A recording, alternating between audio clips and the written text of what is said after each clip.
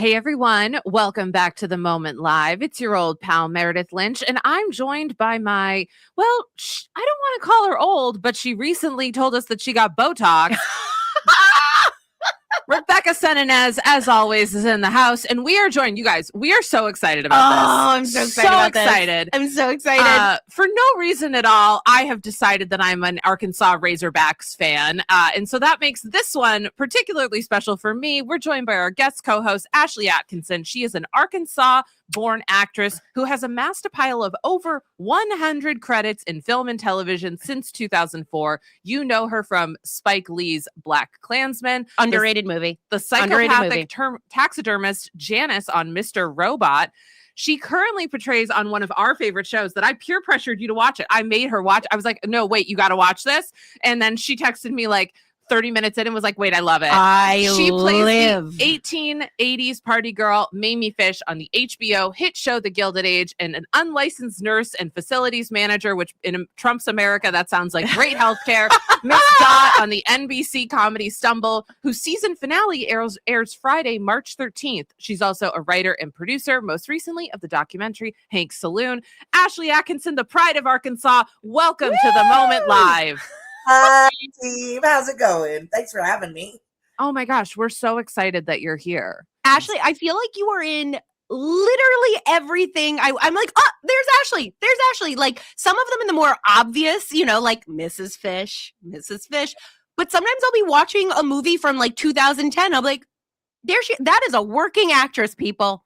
Thank you, Rebecca. I made a real living out of being in 100 things for like 45 seconds. The person serving the eggs to the famous person. Tons of things. And it's really ruined, I think, movies and TV for a lot of my friends because they'll get really into it. And then, bam, there I am, just ruining. Ruining. Not for me. Not for me either. Not for me. We're going to talk about being a working actress in a minute. Yes. But first, there's so much happening, y'all. Here's what's on the agenda today. Is the war in Iran over? Is war ever over? It's ramping up. It depends on who you ask. It depends on when you ask Trump. Then Timothée Chalamet, which, by the way, I looked it up. He doesn't mind if you say Timothy. I Googled it before I did this. Okay. Declares opera and ballet are dying. We talk about his Oscar race for Best Actor and what it's like to be a working actor with a working actor. Then, oh my goodness, we're so excited for this one. We have on Dr. Chris Jones, who's running for Congress in Arkansas, and we're going to talk to him about the so-called Save America Act and also just like what we don't know. Ashlie and Chris are going to tell us what we don't know about Arkansas. Yeah. Because there's a lot we don't know, and there's a lot I'd like to know. I know. I'm such a liberal coastal elite. I feel like with the South, I always hear about the South right around elections and then never again throughout the year. You know what I mean? Like we all jump in and we're like, oh, save us, Georgia. And then we're like, okay, bye. Yeah. So anyway, we've got a couple of experts on. In the meantime, let's talk about Iran. What's going on? Let's talk about Iran. We're going to war. We're not going to war. The war is over. The war is just beginning. We don't really know, but I want to do a little bit of recap of what we missed over the weekend. So over the weekend, Donald Trump told CBS, I think the war is very complete, pretty much. If you look, Iran has nothing left in a military sense. But then just hours later, speaking to Republicans in Florida, he struck a totally different tone. And he said, the U.S. has won in many ways, but not enough. We will not relent until the enemy is totally and decisively defeated. We don't know exactly what that means. Meanwhile, the conflict or war, I guess, I don't know. What's the difference between war and a conflict? I'm going to call it a conflict.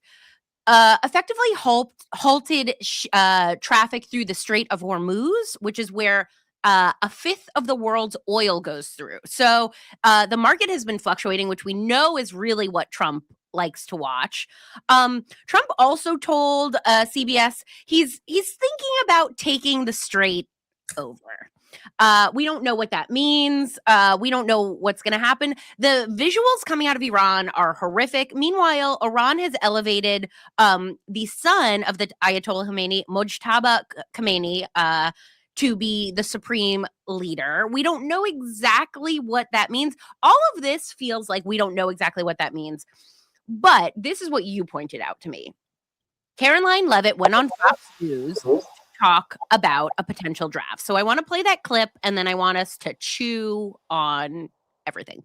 Fiona, do we have that clip? Out there are worried that we're going to have a draft, that they're going to see their sons get in and daughters get involved in this. What do you want to say about the president's plans for troops on the ground? As we know, it's been largely an air campaign up until now. It has been, and it will continue to be. And President Trump wisely does not remove options off of the table. I know a lot of politicians like to do that quickly, but the president, as commander-in-chief, wants to continue to assess the success of this military operation. It's not part of the current plan right now, but the president, again, wisely keeps his options on the table. But as commander-in-chief, there's no greater priority or responsibility to this president than, of course, protecting the American people and protecting our troops. Nothing like a draft to endear you to the American people, yeah, right? The American people historically love the draft. Oh man, he is so. I would say he's off script, but there is no script. 100%, except the one she's reading from. Yes, the language assess the success of this campaign is really says everything about sort of the double speak in this administration. The idea that, of course, it will be assessed as a success. It doesn't matter what happens; it will be a success. Yeah. Right. It's like the Charlie Sheen always winning school of public administration, you know. Yes. I thought it was really interesting. I saw something on both CNN and CBS today about sleepers, of the concerns about sleeper cells being in the United States, which whether that's true or not, and gosh, it's hard to make sure anything is true coming out. Yeah, I know that's out of the news these days. But what it definitely is going to do is create stigma around Iranian Americans and Iranians living in America. 100%. Thankfully, we've got this 23-year-old model UN Secretary General kid on it. I don't know if you guys know about the Wait, no. Tell me. You gotta tell me. I thought you were going to reference my favorite, which is remember the orange level threat assessment from 2003? Like they would get on the television and be like, today's terror assessment is a level green. You should be Nothing fine. scares me more than a kid that did Model UN. Yeah. Well, right? They're diabolical. I say as a former head of Model UN at my school. Okay, so his name is Thomas Fugit. Okay. And he is a 23-year-old college grad with no security experience. Oh, no. Leading the terror prevention team and the anti-terrorism team. CP3, Center for Prevention Programs and Partnerships. It combats terrorism, school shootings. I want to show you. Great. This Good. is okay. Picture from his LinkedIn. Oh my God. No. Wow. Oh. Whoa. Do you know what this reminds me of? This reminds me of Big Balls from Doge. Oh, yeah. Remember Big Balls? Remember Big Balls? They really do like to hire these types. Like, yes, it's a type. 100%.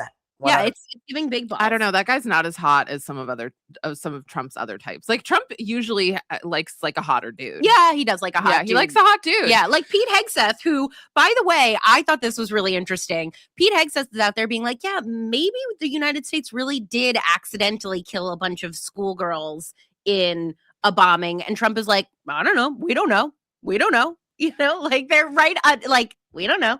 It's unbelievable. And it's like, well, if you don't know, then who the F does? Yeah, exactly. Yeah. And he's like, crowdsource that information. Like, yep. Well, I was also thinking that it's kind of interesting that, they say we're going to replace the regime and then they replace it with the supreme leader's son. And so I was listening to like how the Iranian people feel about that. And basically, from what I understand, a lot of people feel like this particular supreme leader that we had that was in there before was just so incredibly cruel and more cruel than like absolutely necessary. So basically anything is better. But to me, it's sort of like if we took Trump out and then they were like, guess who's coming in? JD. Jr. No, Don Jr. Oh yeah, it's more John Jr. It's more Yeah, that's Don true. Jr. It's Don Jr. And so, but I understand. It made me understand more why for the Iranian people this would be like, well, anything is better than what we have, right?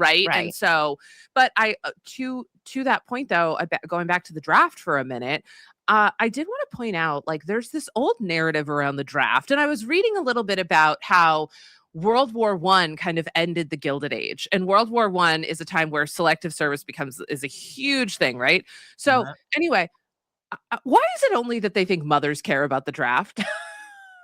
Interesting, right? Well, it's the whole language around women are only we only count as mothers, sisters, and daughters, right? Like, yes. Narratives around essays and rape are all about, like, what if it was your daughter? Yeah. Well, I have sisters. I would never do that. Yeah. What if she was a perfectly autonomous human being, right? Like only Insane. mother. Insane. But to be honest, like, if the draft goes, it is going to be the only way that I'm like, well, thankfully trans people aren't involved. True. You know what I mean? Like the elimination of service for out trans people, and like at least they maybe won't get drafted. Yeah. One silver lining in this whole story. Okay, so like to your point, I think that Trump is just doing a Venezuela. I think he saw Venezuela and he was like, hey, that kind of worked out. We did a strike. We put in Delcy Rodriguez and like nobody seems to be saying anything about it. And so I think like part of his push, like I don't think he wants draft. I don't think he wants boots on the ground. I think he got out over his skis. I think that he like struck Iran and then was like, oh, what are we going to do? Like, I don't think he wants to be there. And I think that's part of what this push and pull is he likes a strike because he figured out like, ooh, it turns out I'm commander of the United States Army. Like, love that for me. This is what they erect statues of, but I think he's going to try and get it. Like, I would be surprised if there really was a draft at the end of the day. Oh, there's not going to be a draft. This is just something that they're talking about. Although I'm going to say something nice about Caroline. Ooh, that's the best I've seen Caroline look in ages. Yeah, that's true. I was thinking that too. And I think it's because she's dissolved some filler. Oh, it happens. Oh, maybe so. I think she saw and she's like, let me pull back. I know. She was wearing like a Spanx top. Like she had on like a green blazer and then it was just like a Spanx like camisole, which I do appreciate. But I don't know. I think one of the things I was listening to this great podcast yesterday with Christopher Lydon on Open Source. People are like, "Oh, do you listen to Call Her Daddy?" I'm like, "No, I listen to an 80-year-old political commentator from like Boston." like this tiny small podcast that they once emailed me. And they were like, why do you listen? And I was like, why are you asking me? No, but they were talking about the fact that like we cannot underestimate the fact that like even if you love Trump, even if you're he loves attention, he loves pomp and circumstance. And so it's like we cannot underestimate that. And that is part of what we're seeing right now. And so we just have to kind of know that, he gets bored with it and he puts down the toy when it's no longer giving him what he wants. And so we have to kind of think like, I think Cuba is for sure the next place. I saw a free Cuba hat yesterday on TV. I know. So I don't know. I mean, there is something else that we got to talk about. Somebody else is getting a little high on their own supply. Circumstance, yeah. And that is my boy Timothée Chalamet, who has declared. So hard. Well done, Meredith. I mean, they have like a similar personality. Like there is a certain narcissistic strain that they're both New Yorkers. They're both New Yorkers. Yeah. Hey. He's declared opera and ballet dead from a interview. Also, too, can I just say I'm so fucking sick of like the actors on actors when they're both fucking dumbasses. Like this fireside chat looks sponsored by Nissan, first of all. And so I'm going to show you Matthew McConaughey interviewing Timothée Chalamet. Okay, so let's go ahead and play this clip. Admire people, and I've done it myself, to go on a talk show and go, hey, we got to keep movie theaters alive. We got to keep this genre alive. And I don't want to be working in ballet or opera or, things where it's like, hey, keep this thing alive, even though no one cares about this anymore. All respect to the ballet and opera people out there. I just lost 14 cents in viewership. Ashlie. Okay. First of all, First of all, It's like, put the coin in me, here I go. First of all, I wanted to say that Matthew McConaughey is not a dum-dum. I did this film with him last year. He's a very smart man. He's a lovely man. I'm pretty disappointed that he didn't push back on this, but I also think this format is sort of the most innocuous version of this thing. Nobody's trying to do a gotcha. There's no hard-hitting sort of journalism happening in actors on actors that I know of. But a lot of, first of all, I think Chalamet's about to find out exactly how many people care about ballet and opera. Oh, yeah. And there's been this really sort of disturbing trend where people, celebrities and influencers, seem to think that top-down culture is how art happens, and this sort of prescriptive art and culture situation, when actually all of the sort of meaningful art and culture forms of at least the 20th century were bottom up. Yes. 100%. I'm talking about things like punk rock, and the idea, by the way, that a dollar sign can be assigned to how valuable a piece of art is. Yes, that completely erroneous and pretty disappointing, even on how many people see it. There's a that they used to say about the Velvet Underground, which was that not a lot of people saw the Velvet Underground when they were out. I listen to Sunday Morning all the time. But that every person who saw a Velvet Underground gig went and started a band.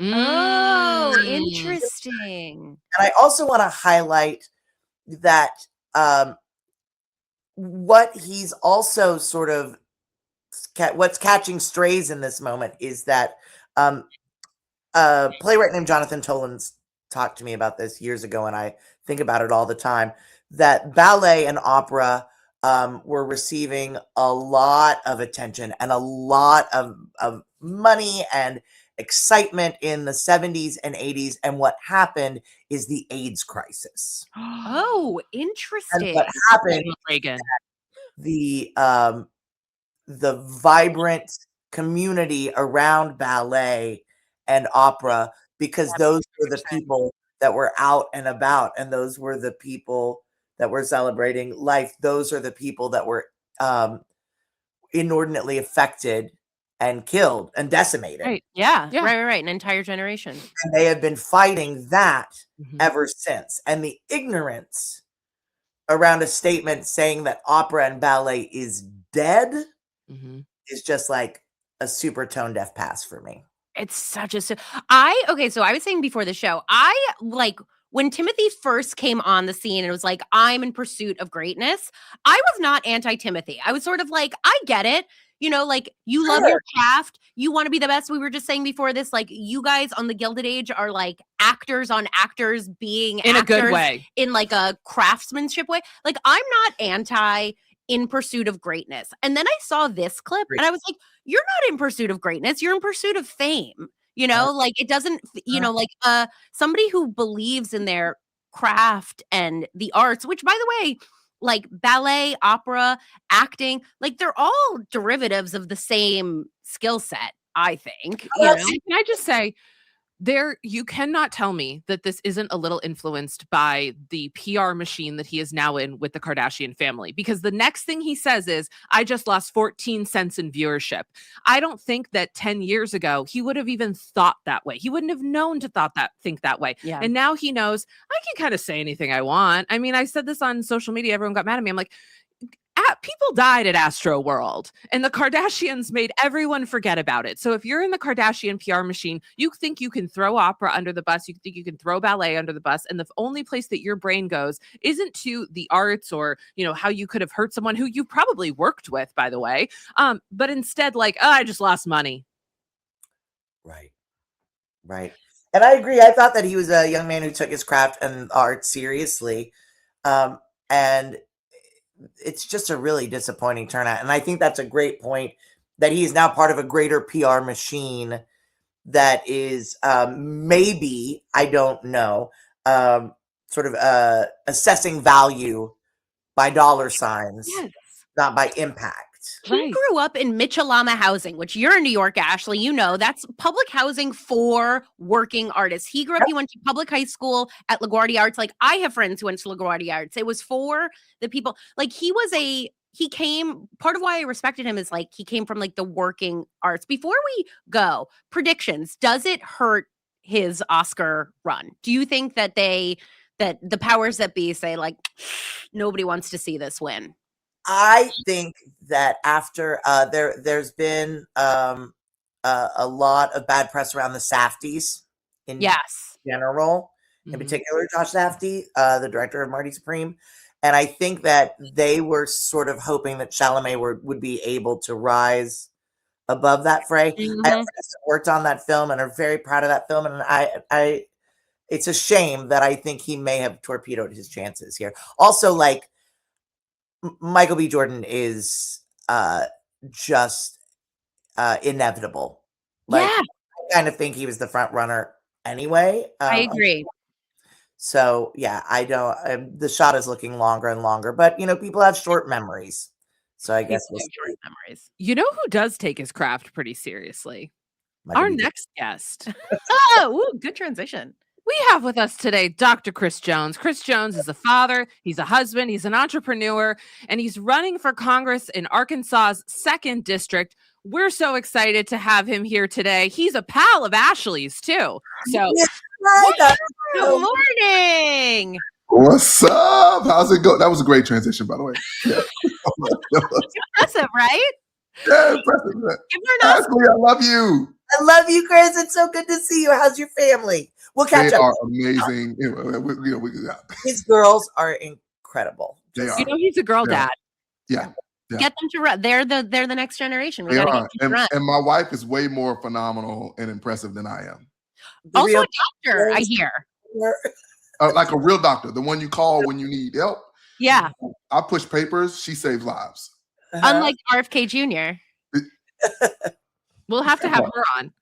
Well, we are really excited that you're here today because I think there's so much that we don't know about Arkansas that we are really eager to know. But one of the things that we first wanted to talk to you about is the newly dubbed Save America Act, which seems to be really top of mind for Trump this week. So over the weekend, he truth socialed about it. And I think we have a photo. Okay, here we go. And he said he wouldn't sign any other legislation until the SAVE Act is passed. So obviously, you're running for Congress this upcoming midterm election. Do you worry about how the SAVE Act being passed could affect voter turnout for you in Arkansas? 100%. And look, I will add, though, it's not a bad thing that he wouldn't sign any more legislation. Yeah. If we had known that a long time ago, but the SAVE Act, it does 3 things. One, it makes you prove that you're a citizen as opposed to attesting to it. Number 2, it makes you you have to have ID when you show up to vote. A lot of places do that now. But the bigger thing is it then shares your data with the federal government. That is the thing that is deeply concerning given this federal government. Right. But at the end of the day, he's seeing losses across the board. And he knows he's going to get slaughtered in November if he doesn't do something to change what's happening and what's coming. Yeah, I thought it was so interesting that he changed it to the Save America Act. It was the Save Act. And then he was like, suddenly it's about, trans mutilation. And also, like it's suddenly about, like the optics of it are about, his version of saving America. Sorry, go ahead. You were going to say. No, I was saying he had to do that in part because he needs to keep his team riled up. Yes. And so any red meat he can throw at them. And really, he's a master magician. Yeah. So it's a wave the hand over here. So you forget unemployment's going down. You forget Epstein files. You forget all of the bad stuff that's happening. Yeah. Well, can I ask a question about the SAVE Act? Yeah. The part that I'm sort of confused about is that much was made of your name not matching your name on your identification. If you have identification, but it does not match your birth certificate, the name on your birth certificate, which is sort of like the gotcha for trans folks that they're trying to pull. But it feels like his base is going to be more affected by that because there are more women taking their husbands' last names. Interesting. And is it, I mean, maybe it's just that women's adjacency to Trump does not protect them, as we see all the time with white women who are adjacent to white supremacy structures. But is it just that he's willing to throw away all these like wife votes in order to wife votes? That's good, but TM wife votes. Yeah. Interesting. Have merch that just says wife votes. I want a shirt that says wife votes. That's good. Great. Love it. But I think you're right. Like, yeah, he's willing to throw away anything. He's flailing, right? And at the end of the day, he's flailing because one, he's not living up to his own promises. No wars, fix the economy on day one. He's not living up to his own promises. And number two, he's caught in a corner. He's a wounded animal, and he'll do whatever he can just to survive. Meanwhile, people, white women, white men, poor folks in rural areas, poor folks in urban areas are just struggling. And they're finally saying, you know what? This is not it. Well, let me ask you this then. Folks are struggling, right? One of the things from the big, beautiful... I'm struggling. Yeah, I'm struggling. And I will tell you, I'm feeling the impacts of the big, beautiful bill. And I know that I hold a lot of privilege, but I am noticing my premiums have gone up for health insurance, which they've gone up for private insurance. My electricity bill has gone up. So I'm struggling. So for folks in Arkansas, when you go around, you're talking with potential constituents, how do they feel when they hear about things like this conflict/war in Iran? What is their feeling on that as we continue to hurt here back at home? Yeah, it boils their blood big time. And I'll tell you, so my district is in central Arkansas. So it includes Little Rock for sure and the surrounding areas. We have a military base in our district. My wife is a combat veteran. She served in Afghanistan, so I know it personally as well.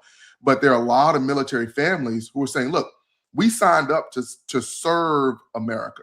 We signed up to protect America. We did not sign up to go into some random war that doesn't benefit us. And especially when we're number one in food insecurity in Arkansas. Yeah. We're bottom of the barrel in education. Our healthcare premiums have gone, like you said, gone up. And 1 in 3 farmers are at risk of going bankrupt. And they're asking, well, why are we sending hundreds of millions and billions of dollars overseas to destroy another area when we have work to do here at home? Yeah. I hear it all across the district. Do you think that they believe that, folks who might be further right or folks who might be, undecided or independents, do you think they believe this idea that there is this imminent threat of nuclear war from Iran that we need to be protected from? I think some of them do, right? Well, I have to give credit to the media machine that has been created because it has convinced so many people of something that is absolutely not true. Like, and somebody who thinks that they can say whatever they want to about ballet and opera and then get away with it. Like, come on, like, dude, no, you're wrong. So the same similar thing has happened here where you get an influx of a certain media impression. Democrats are bad. They eat babies. They, worship Baal, all that stuff. And over time, you start to believe that, and then you start to act on that. So they've been super effective. And now it becomes really challenging to say, well, wait a minute. If I believe that this guy's doing me wrong and I'm hurt, now you just fundamentally, like my whole concept of life and who I am, my identity has just been broken, which is also why I think Democrats fail. Because Democrats are constantly in their face saying, you're wrong, this doesn't make sense, as opposed to embracing them where they are. And by the way, we don't spend enough time with our own folks either, I should say. We don't spend enough time in our own communities saying that we care about you. But we then try to force them to change their ideology, as opposed to saying the ship is sinking, y'all. I don't care what your ideology is. We got to save the ship. I'm wondering, like, this is a broader question about Arkansas.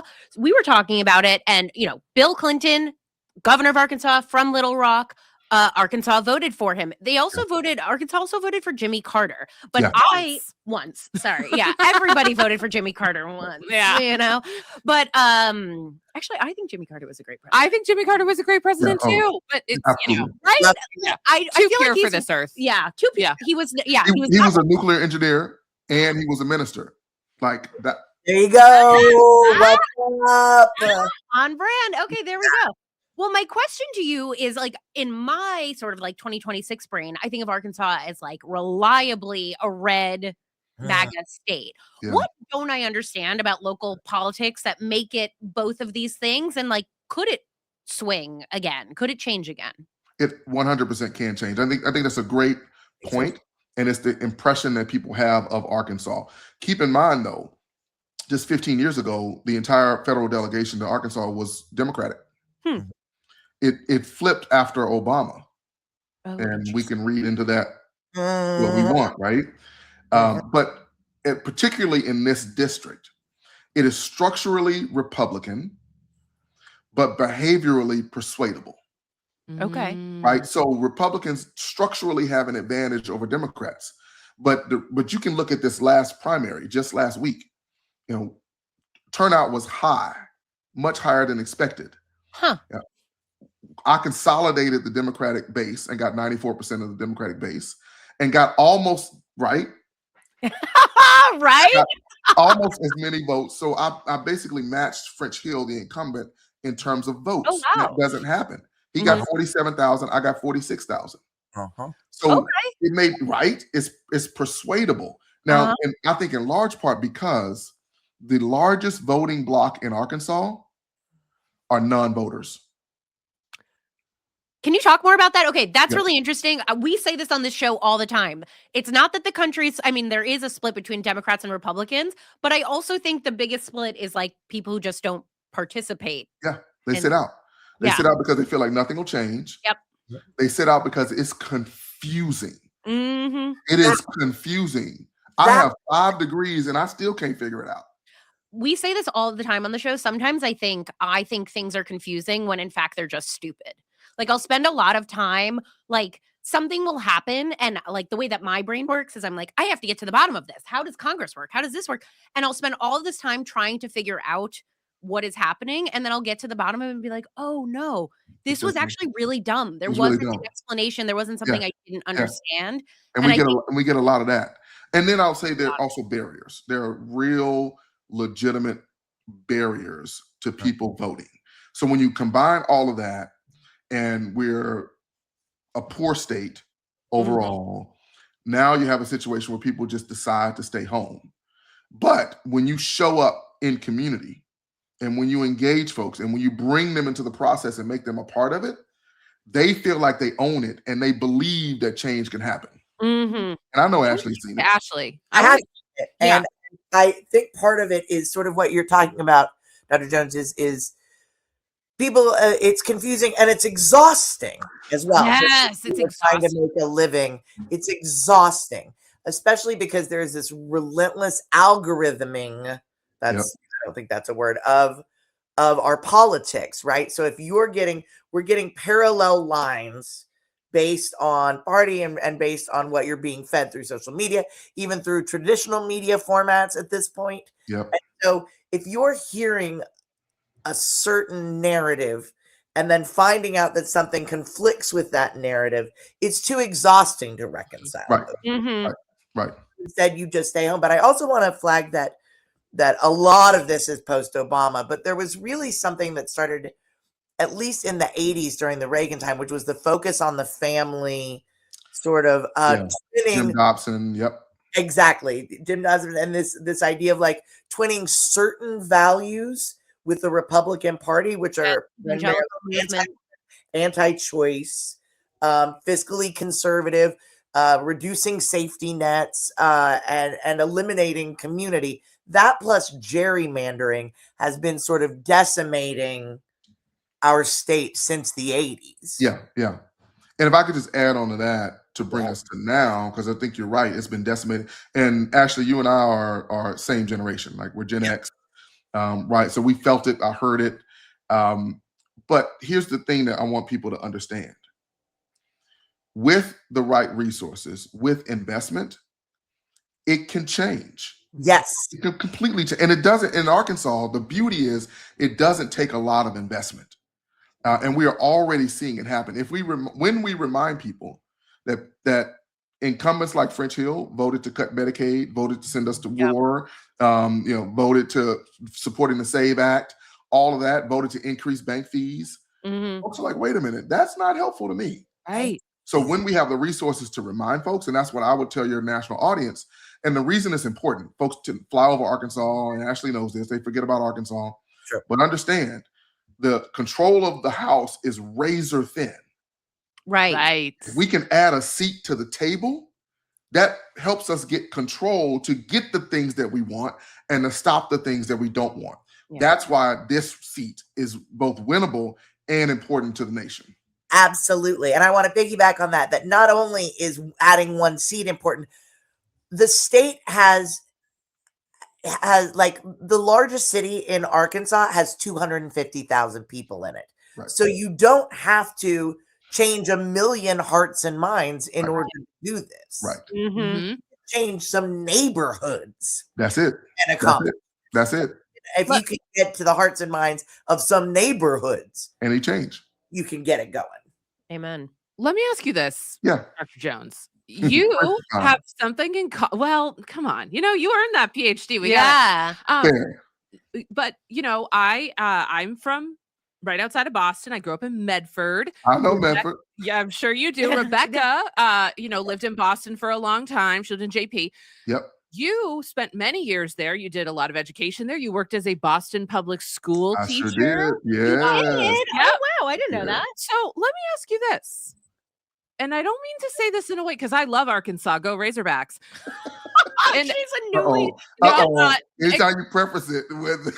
I know. Excuse me, not a newly. I have been a Razorbacks. Here's the thing. I'm an underdog girl. Yeah, she is an underdog girl. So that is why I'm a Razorbacks fan. Gotcha, so watch 2018, I got into them. Oh, wow. Yeah. So they don't really win, although they're getting better. But anyway, and I hear their gymnastics team is it's killer. That actually is more exciting for me. Ashlie just taught me that this morning. But gymnastics is very exciting in Arkansas. You didn't have to go back to Arkansas, and I don't mean that as an insult. But you have degrees on degrees, and you're incredibly successful. And we're out living in as the coastal elites. Right. Why do you? What is it about Arkansas that people don't understand that you wish they did? Yeah, I'd say 3 things. One, as a minister, I believe that I'm called to those most in need. Right. And when I look at the map of where need is, Arkansas is high on that list. Education, healthcare, you name it. That's number one. Number 2, because I fundamentally believe in the potential of this place. I mean, we birthed Walmart. We birthed Maya Angelou. We birthed Johnny Cash. We birthed Alex Haley and George Haley. We, the list goes on and on. We birthed Lottie Shackelford. We birthed John Johnson. We birthed so much with just a little bit of support. Arkansans do Bill Clinton. Arkansans do amazing things. And then the third reason is because it's in my blood. My family has been in Arkansas for over 200 years. Wow. So if I'm gonna take my my little time away on the East Coast was a long time, but in the grand scheme of my life, life, it's a blip. And I firmly believe my grandfather, he drove a truck, had a 3rd grade education. And he told me 2 things when I was sitting on the top of his truck, kind of in the truck bed. Yeah. Because he would park it out front and I would kind of hide in there sometimes. He would always tell me 2 things. He said, 1, big man, that's what he would call me. He said, big man, get an education. Because when you get it in your head, no one can take it out. And that's one of the reasons why I pursued education so vehemently. 3rd grade education told me that. The other thing he said is, do whatever you can, but when you get it, bring it back home. So his call was to say, go out and find fire and do amazing things, but you know what? Come back home and help and serve the people who made you who you are. That's why I'm here. damn. Should I move back to Medford? I think those kids could use me. I know, Boston school teacher. Dr. Chris Jones, can you tell folks where they can find you as you carry on in your incredible campaign? Yes, and I'm going to tell you, like I said, we need support from everyone, everywhere. We can win this seat in November. The foundation is there. Go to chrisjonesforcongress.com if you want to sign up to volunteer. Of course, sign up to donate, chrisjonesforcongress.com. But you can also follow me on social media at Jones4, F-O-R-A-R, Jones4AR. I respond to DMs. Please. Yeah, that's how we got him on the show. I know. Right. Please reach out. Look, this is an exciting journey. These are challenging times. I firmly believe that in the next 3 to 5 years, the decisions we make in the next 3 to 5 years will shape the next 250 years. Yes. Whether you're talking about AI or healthcare or whatever. And we need people in place who will make the decisions that lift us all up and not extract so much to uber wealthy in the top. So thank y'all. Thank you. Thank you, Dr. Jones. Thank you, Dr. Jones. We'll have you back. We'd love to have you back. And bring Please those. Do. Appreciate it, Rebecca, Meredith. Love you, Ashlie. Love you, Chris. Bye. Bye. Oh, he's the best, man. What a delight. Oh my God. He did a thing where he walked through Arkansas and he was just like, I don't know. I don't know you if I haven't walked your path. And so I'm going to walk and you can walk with me and talk to me about whatever you want to talk about. And he walked through like every county in Arkansas. Senator Chris Murphy does that in Connecticut. I think he does. I'm from New Haven, Connecticut, and my family would walk to the ends of the earth for Senator Chris Murphy. Because, it's like that physical being in the space with the people. It really makes a difference, especially with what he was saying is like people feel so disconnected from the leadership. And like, I think that's part of why conspiracies take hold is it's way easier to look at these people and be like, that's a lizard person than to be like, that's just a human on planet Earth, just like me, doing their best and or doing their absolute worst. I think people forget that. That's just what leadership is. Right. That's a Hollywood thing too, right? Like, I think totally people are like, oh, well, Matthew McConaughey probably isn't an alien if my friend Ashlie did something with it. You know what I mean? Like 100%. Yes. And now you're disabusing the notion that Hollywood people are eating babies and taking adrenochrome. I don't know, Ashlie. That's what a baby eater would say, right? I don't know about that. That sounds like something that the Illuminati put in your mouth. Are you a clone? Are you a clone? It all starts to peel away. You're like, my ear. If no. she was, she'd be making money right now. Like she'd be on another set because the woman is booked and blessed. That's true. That's true. She would not be out here talking about ballet and opera. Oh my God. I lost my 14 cents. Honestly, in this economy, I'm like, yeah, I know, that's true. Need it. Honestly, I'll fight you for 14 cents in the economy. Let's Rebecca, go. I'd love to ask you, what's having a moment for you right now? Okay. What's having a moment for me is catching up on 4 seasons of a show that I didn't watch. What show's that? Industry. So on social media, everybody was like, oh my God, the season 4 finale is so crazy. And like 3 years ago, somebody said, you remind me so much of this character on this show. And I was a little bit afraid to watch it because I wasn't sure how this person, I was like, oh, I don't know if I want to watch a character that like on a show about bad people, but she's like, oh, you remind me just of this person.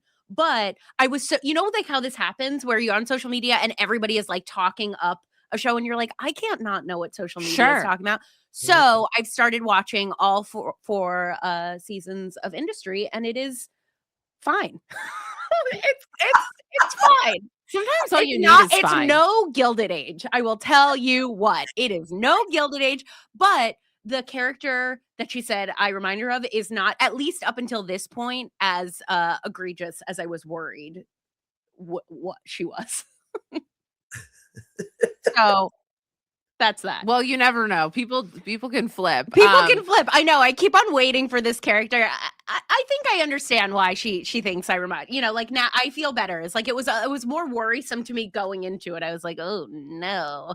But when you're like, oh, I can see that, right? Like it means that version of yourself is jibing with like the way other people. Exactly. Yeah, like I watched it and I was kind of like, oh, I get it. That's But like- I was worried going into it that she was the villain of the show, but she's not the villain. I of the had show, a boss who once said to me, she was like, "Do you have HBO?" And I was like, "No." This was like back before everybody everyone had had HBO. Yeah. She goes, "No." I said, "No." And she goes, "Oh, because there's this new show and you remind me so much of this girl that's on it." And I was like, "Oh, cool. What's it called?" She's like, "It's called Girls." Oh. No! Wait, which girl was it, Lena? It doesn't matter, does it? Like, it I'll doesn't matter never which know. one it That's is. right. It's still an insult. That's so true. I will never know who it was, but you know what? Now that I'm older and able to, I'm like, I feel like it was Lena Dunham, and I feel like that's okay. Yeah. I love that show. I Me love those too. girls. Now I know it, and I I love also kind of feel shocked that you weren't in that show. That feels like a show that you were in. I am very sad that I wasn't in it. Yeah, you would have been great. We wanted to be, and I Okay. just like, I auditioned and like could not get there. you Oh, know? well then fuck them. But what's having a moment for you, Ashlie? Okay, so I am first of all, women's rights and abortion rights are having a mo for me. I am doing a thing at the Public Theater on March 16th, which is a reading of a play called Little Lives by Okay. Sharon Wright that is starring these two little known actresses named Susan Sarandon and Cynthia Nixon are starring in this reading. Okay. I'm in it as well, and some other fantastic actors are in it. But all the proceeds for tickets are going to the Chicago Abortion Fund, which is a group that is a resource for places like Arkansas, where trigger laws were enacted and now abortion is no longer legal. You call the Chicago Abortion Fund. They will fly you to Chicago. They will figure it out. There was a woman who was her only day off was Christmas Day, and they got her to Chicago on Christmas Day, made sure that she got the care she needed, and got taken back. They will handle childcare for your children while you get the care you need. The Chicago Abortion Fund is amazing. We're looking to make $20,000 for them. You can get tickets at publictheater.org, and that's TER, not TRE, Public Theater, ER.org/Little Lives. That's March 16th. We are going to plug that like crazy. I'm also so jealous. I want to go. I know. Why do we live out here? I know. All the cool actors are in New York still. I know. I know exactly where the Public Theater is. I can like picture it in my brain. It's so I'm too beautiful. broke to go right now. I know. Yeah. But I also We need just- that 14 cents. Oh yeah, there you go, 14 cents. Also, Chris Jones for Congress. Like Also- I just Yeah. Also a moment. What's having a moment for you, babe?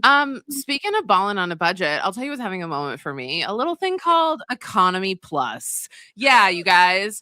I was flying back from the East Coast and I was like, you know what? I think I'm going to treat myself. And I upgraded to the old Economy Plus. And let me tell you, worth every motherfucking penny. Okay. Okay. So I call it the poor man's first class. You got a little extra leg room, little better snacks. You know what? Those inches matter. Actually, they do. They matter.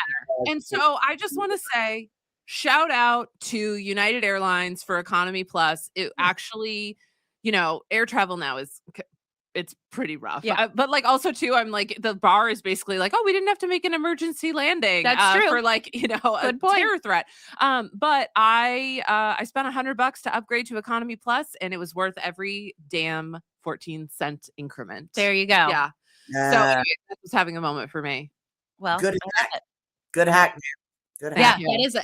that is a hack. That's a reason to say that, to not say ballet and opera are dead. Yeah. You guys, thank you so much for hanging out. We'll be back on Friday with another episode in studio again. Want to thank everybody. Thank you, Vienna. Thank you to our amazing executive producer. Thank you to Ashlie for joining us. Dr. Chris Jones. Ashlie! Oh, this was so cool. Babies, it's so nice to hang out with you. Thank Please you. come back again soon. All right. We'll see you guys on Friday. Bye, everyone. Bye. Bye.